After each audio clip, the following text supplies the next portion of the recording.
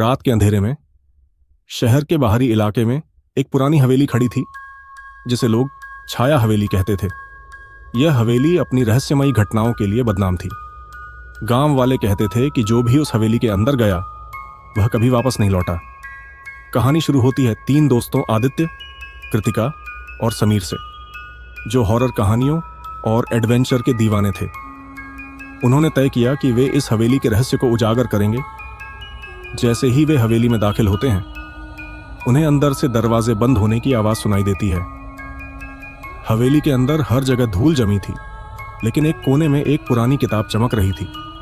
उस किताब पर लिखा था, जो इस किताब को खोलेगा वह सच्चाई जान पाएगा, लेकिन इसके लिए कीमत चुकानी होगी। किताब खोलने के बाद उन्हें पता चलता है कि यह हवेली एक अमीर जमींदार की थी, जिसने अपनी दौलत बचाने के लिए कई मासूमों की बलि दी थी। लेकिन उसकी आत्मा अब भी हवेली में भटक रही थी, और जो भी उसकी सच्चाई जानने की कोशिश करता वह गायब हो जाता। जैसे जैसे रात गहराती है, दोस्तों को अजीब अजीब आवाजें सुनाई देने लगती हैं। आदित्य की घड़ी अचानक बंद हो जाती है। कृतिका को दीवारों पर अजीब परछाइयां दिखने लगती हैं, और समीर को महसूस होता है कि कोई उनका पीछा कर रहा है। वे हवेली के तहखाने में पहुंचते हैं, जहां उन्हें सोने के सिक्कों और खजाने के साथ एक डायरी मिलती है। डायरी में जमींदार ने अपनी मौत का सच लिखा था, लेकिन जैसे ही वे डायरी पढ़ते हैं, पूरा तहखाना कांपने लगता है।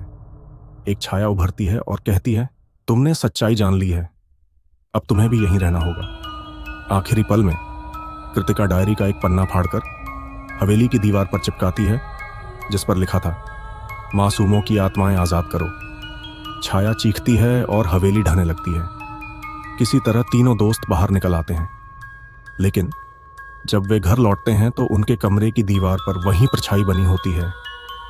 यह इशारा करती है कि कहानी अब भी खत्म नहीं हुई है। आखिरी पल में कृतिका डायरी का एक पन्ना फाड़कर हवेली की दीवार पर चिपकाती है, जिस पर लिखा था, मासूमों की आत्माएं आजाद करो। छाया चीखती है और हवेली ढहने लगती है। किसी तरह तीनों दोस्त बाहर निकल आते हैं। घर लौटने के बाद तीनों एक वीडियो रिकॉर्ड करते हैं और उसमें पूरी कहानी सुनाते हैं।